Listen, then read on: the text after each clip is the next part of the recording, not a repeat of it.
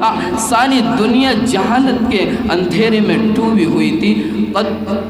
ظلم و ستم، قتل و غارت اور بت پرستی کا بازار گھر۔ السلام علیکم ورحمۃ اللہ وبرکاتہ۔ الحمد للہ نحمده ونستعینه ونستغفره ونؤمن به ونتوکل علیہ ونعوذ باللہ من شرور انفسنا ومن سیئات اعمالنا من يهده الله فلا مضل له ومن يضلله فلا هادي له واشهد ان لا اله الا الله وحده لا شريك له واشهد ان سيدنا ومولانا محمدا عبده ورسوله صلی اللہ تعالی علیہ وعلى آلہ واصحابہ وبارک وسلم تسلیما کثیرا کثیرا، اما بعد فاعوذ باللہ من الشیطان الرجیم، بسم اللہ الرحمن الرحیم۔ لقد كان لكم في رسول الله أسوة حسنة لمن كان يرجو الله واليوم الآخر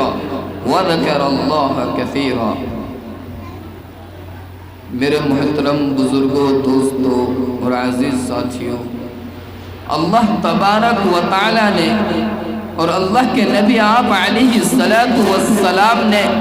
ہمارے دین کے اندر کسی کے یوم پیدائش منانے کا تصور نہیں رکھا، لیکن آپ علیہ السلام کی سیرت طیبہ ایک ایسی چیز ہے جو نہ کسی دن، کسی وقت اور کسی زمانے کے ساتھ مخصوص نہیں،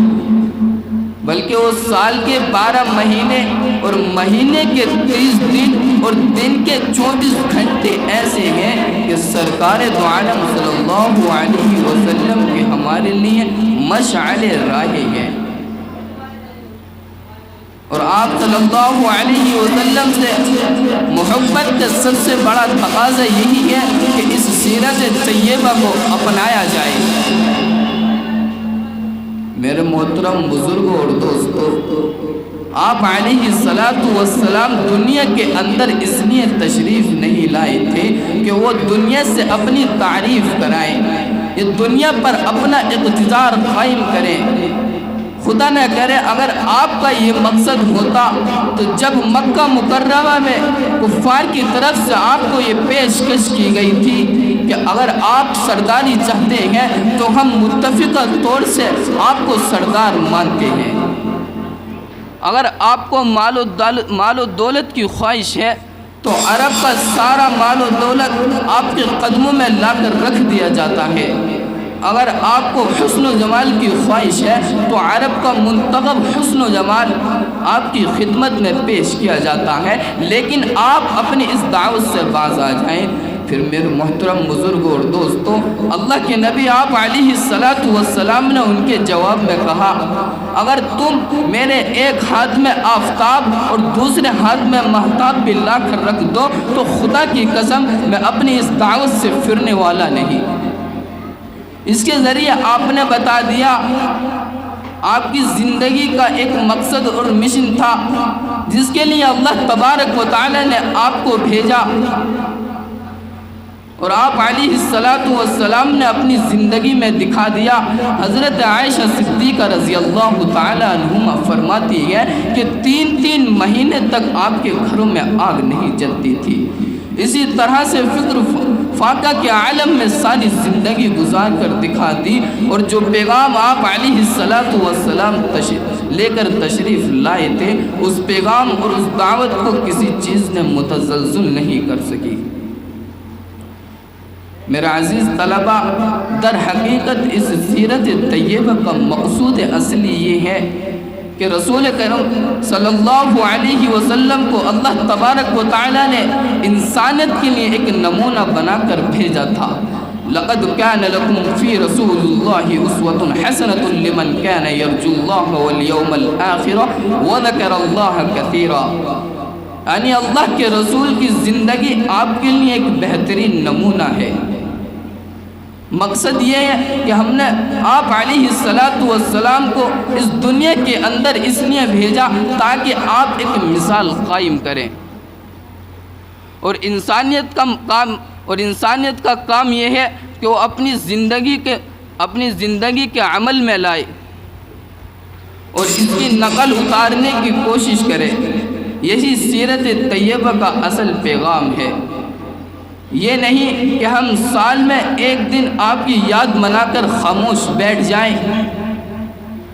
میرا عزیز طلبہ، بلکہ زندگی کے ہر شعبے میں آپ علیہ السلام کی تعلیمات اپنی زندگی میں لائیں اور اس کو اپنے لائحہ عمل بنانے کی فکر کریں۔ ذرا آپ اندازہ لگائیں، یہی سیرت طیبہ جس نے 23 سال کی مختصر مدت میں دنیا کے اندر اتنا بڑا انقلاب برپا کر دیا،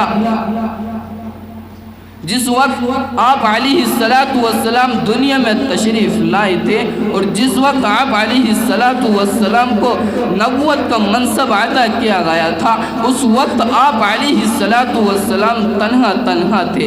آپ کا کوئی معاون نہیں تھا، ساری دنیا جہالت کے اندھیرے میں ڈوبی ہوئی تھی، ظلم و ستم، قتل و غارت اور بت پرستی کا بازار گرم تھا۔ اس حالت میں آپ علیہ السلام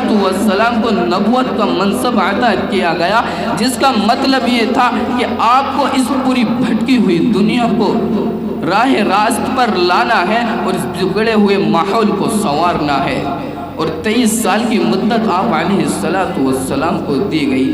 اس میں 13 سال مکہ مکرمہ کے اور 10 سال مدینہ منورہ کے، اس 23 سال کی مختصر مدت میں پورے جزیرہ عرب میں اور جزیرہ عرب کے واسطے میں پوری دنیا کے اندر انقلاب برپا کر دیا۔ میرا عزیز طلبہ، حدیث کے اندر کہا جاتا ہے کہ ایک سنت کو زندہ کرنے سے 100 شہیدوں کے برابر اجر و ثواب رکھتا ہے، اور ایک سنت پر عمل کر لینا اللہ تبارک و تعالیٰ کے نزدیک اپنے آپ کو محبوب بنا لینا ہے۔ اللہ تبارک و تعالیٰ ہم سب کو کہنے اور سننے سے زیادہ عمل کی توفیق عطا فرمائے۔ وآخر دعوانا الحمدللہ رب العالمین۔ السلام۔